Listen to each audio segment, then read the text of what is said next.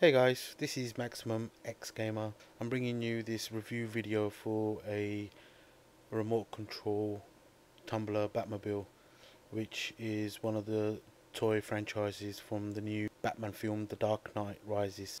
I've just literally watched the film, so I have a little bit more insight how certain vehicles were used in the film, but no spoilers. This remote control Batmobile actually works with infrared, and as you can see from the images on the back of the box, it has one joystick on the controller. As you can also see, it is a wireless remote control, so there's no cables hanging from the controller, just the infrared port.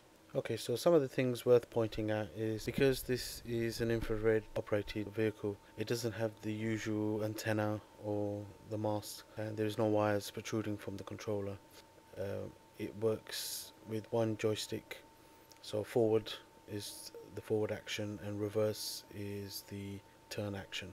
The other thing is worth noting is it is quite small.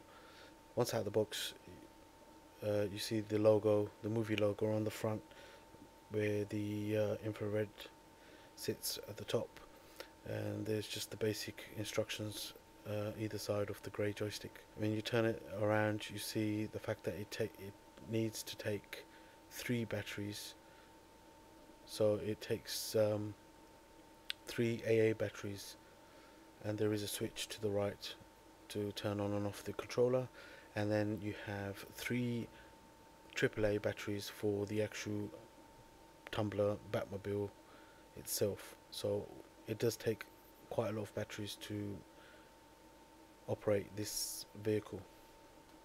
Car itself, the first thing I noticed when I first received this toy was how small the actual product was. The way it was advertised led you to believe that this was going to be a large car, and the price was about £25, which is another reason why I was surprised to see how small it was. So it takes a relatively high amount of batteries to run this small car. There's an infrared sensor at the top, as you can see, and there's a wake me button also at the top near the infrared sensor. All in all, it's a very small package. However, it's the performance that counts. When it comes to performance, this particular model is fantastic. It's very fast. It zips around the place, especially on cement or laminate floors. It just is a very fast. It's a very fast vehicle, and it's very difficult to control. And I can't understand why it's just got that one joystick. Although the actual vehicle itself is very small, I was quite impressed with the amount of detail that was put into the actual model.